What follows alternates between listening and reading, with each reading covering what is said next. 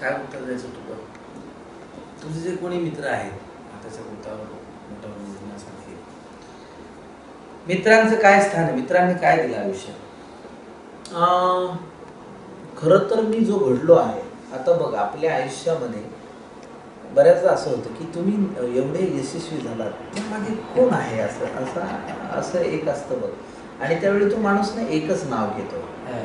तर माझ्या बाबतीत कर्म धर्म संयोगाने असं नाही, कुणाच्याच बाबतीत तसं असू नये असं नसतं. आणि मला रामनगरकरांची एक फार त्यांच्या रामनगरीच्या प्रस्तावनेत त्यांनी फार छान लिहिलं आहे की ते म्हटले त्या यात्रेमध्ये ती काठी घेऊन, सासण काठी घेऊन दोरावर उभा असणारा एक जण असतो आणि ते दोर त्याच्या अंगाला बांधलेले असतात आणि त्याची टोकं गर्दीमधल्या 4-5 जणांच्या हातात असतात.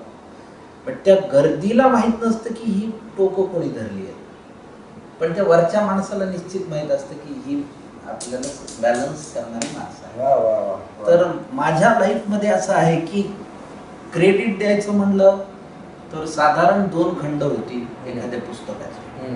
कारण त्या त्या टप्प्यावर मला इतकी माणसं म्हणजे त्या, म्हणून मी म्हटलं की लाईफ इज ब्युटिफुल. आणि आपण, मी तुला मगाशी त्या साऊथ इंडियन माणसाबद्दल बोललो की मला तो देव वाटला, किंवा आन्या गावडेबद्दल तो देव वाटला. मी आमदार निवासात राहत असताना त्या आकाशवाणी समोर एक सँडविचवाला होता.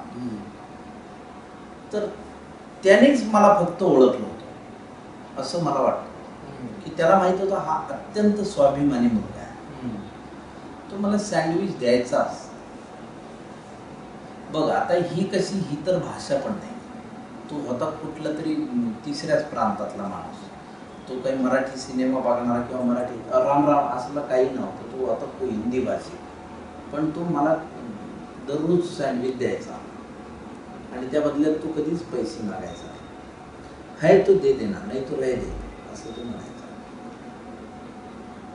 तर मला असं वाटतं की एवढी माणसं आहेत आणि ते कुणाचं एकाचं नाव कसं काय घ्यायचं असं. बरोबर आहे. त्या प्रत्येकाने आपल्याला घडवलंच आहे. आणि मी म्हणलं ना तुला तसं, मी त्या काठीवर आज उभा आहे वर फार सुंदर, पण मला ती सूत्र माहिती आहे.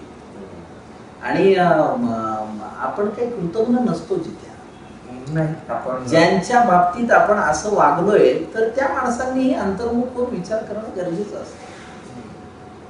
मी एखाद्याचा सहवास सोडला असेल ह्या सगळ्या कालखंडामध्ये, तर त्यांनी पण विचार करायला पाहिजे ह्यांनी का सोडला, हा कृतज्ञ आहे असं म्हणून इतक्या पटकन एका शब्दामध्ये, तर त्याचं एका शब्दामध्ये, कारण जेव्हा एक काळ घडलेला असतो त्या एका शब्दात नसतं ते अनेक गोष्टींमधनं येत असतं.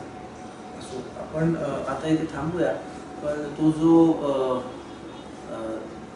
एवढीच एक अपेक्षा आहे की तो जो सँडविचवाला तुझ्या आयुष्यात आला, तसा सँडविचवाला आपल्या प्रत्येकाच्या आयुष्यात घ्यायला तो येतो जित्या त्याची. हा, म्हणून मी तुला काय म्हटलं की हा जो कपडा आहे आपल्या सगळ्याच जगण्याचा, तर तो ईश्वर किंवा जो तो इतका श्रेष्ठ कलाकार आहे, तो इतका ग्रेट आहे की त्यांनी गोष्ट सोपी केलेली आहे की लौकिक जीवनातच अलौकिकत्व गुंफून ठेवलंय.